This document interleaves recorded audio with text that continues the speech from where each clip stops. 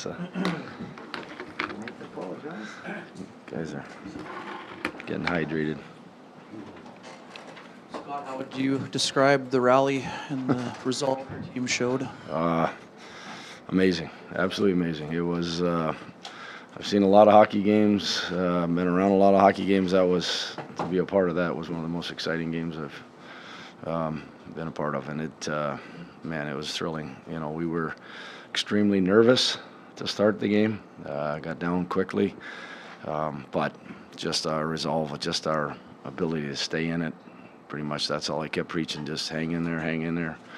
We watched it last night with Colorado and Dallas, them staying in it, and it was stay into it, keep doing what we do, and we got stronger as the game went on. We got out of that first period, and then after that, it was a battle, and to tie that game up at the end, that's it was amazing, exciting. It was just I would think anybody watching that one will leave that one in their memory banks for a long time.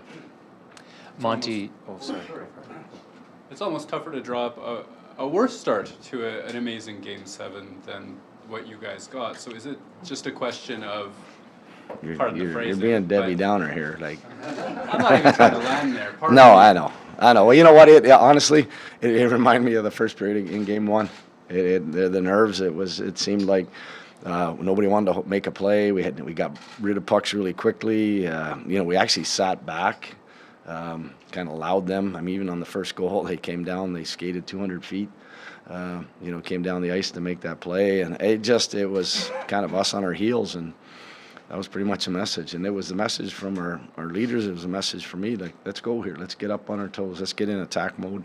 We're no good sitting back, and that's not us. And we just did a great job of, turning the tide and getting back to playing the way we can.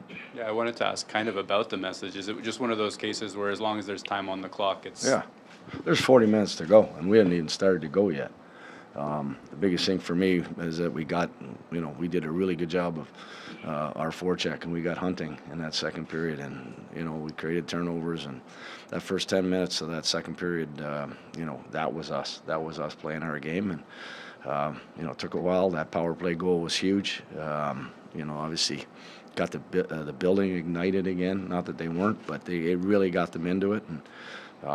And once it was 2-1, it was just, we had some opportunities to tie that up long before we went 6-on-5. But just like the way that there was no quit. And you know what, I gotta shout out to our defense. Those 5 guys, the workload that they had to throw in there. They did a great job. And then obviously, you guys stepping up and having to play big roles. And it was a awesome effort by everybody. Monty had commented on the chess match that he felt had gone back and forth between the two coaching staffs, and I just wanted to. I feel like we saw a lot of it throughout that series. Oh yeah, what was it like from your perspective? There was a lot. You're going to make adjustments. You're going to have to do things because the opposition's maybe making some changes. You don't want to get away from your identity and a lot of the things you do, but it does happen. I think you talk to any coaches after a series is over, you have to make changes, and we had to along the way. They had to. That was as heavy a series as I've seen in a long time. Like, there was no ice that wasn't contested, and no player that wasn't going to get knocked into the wall. It was, St. Louis. That was what they've done the last 3 months, and these 7 games. That was a tough out. That was a really tough out, and you know what? They made us battle for every inch, and I tip my hat to Monty, what he's done since he's got there. They without a doubt were one of the best teams in the league there since 4 Nations, and they're hard to play against. And I really not happy that they're in the Central Division, but that's our division, and I can't credit Monty enough. He, as we said there, we made adjustments, and then all of a sudden it was that chess match. They did something, and we had to try to find the answer to that, and that's what it was the whole series. And you know what? 2 buildings. Our building obviously was absolutely amazing. Absolutely how loud it was. It was loud in St. Louis as well, but that was one for the ages.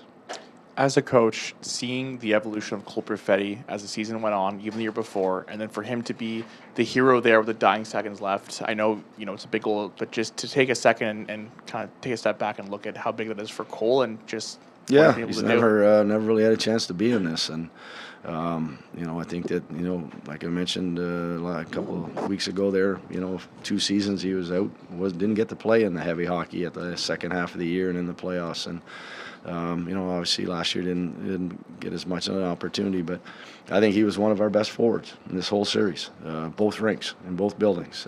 He had a number of opportunities, and him scoring the other night in St. Louis was big. And he had to kind of finally went in, and now to get those 2 big ones tonight, and he had a few more chances, and that's the evolution that you want from your young players, and he's grown so much this year, and for a guy that doesn't have a lot of experience at this time of year, I really like how he's handled this first round in a very, very heavy series.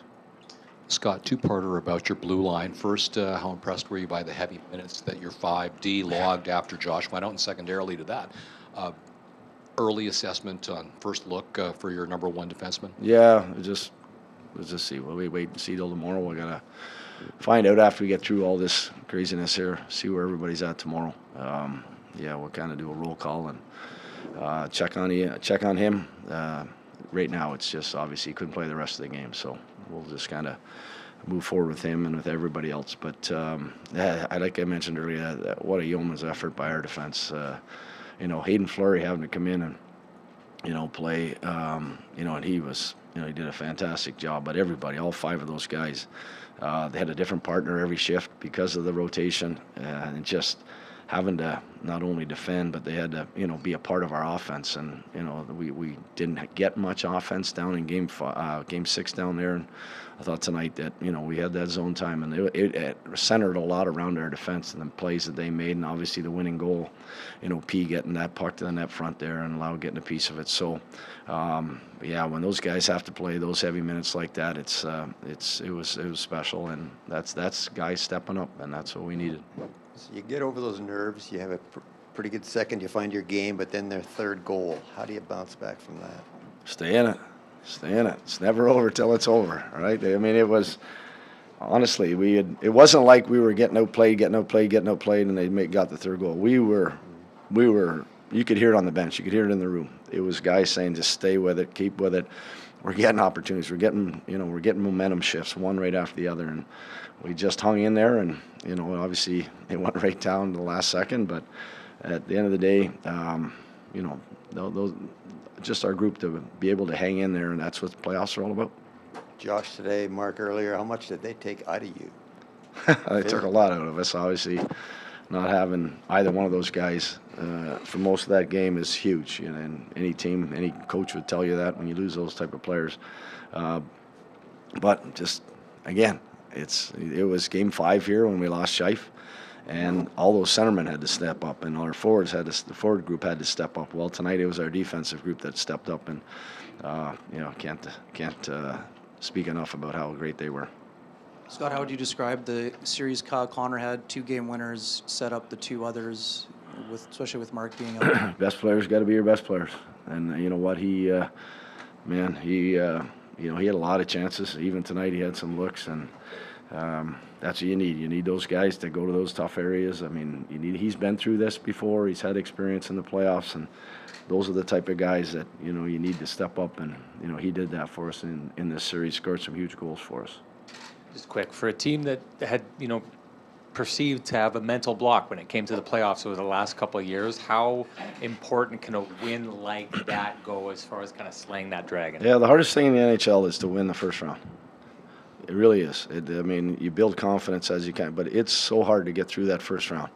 And there's a lot of doubt at times. There's obviously lots of excitement. But for our group, just for me, in the sense of being here in just the 3 years, to lose in those first rounds, those were heartbreaking. And last year, obviously, with the season we had, to do it this year, we didn't want to go out. We didn't want to. And that was one of the messages I sent to these guys, that bring your best game forward, and have no regrets. And that's what it was all about. And that's what I thought that. After we got through the first, that's what happened. Everybody, nobody wanted to be done. Nobody wanted to be done playing this year, and that was special. Thanks, everyone.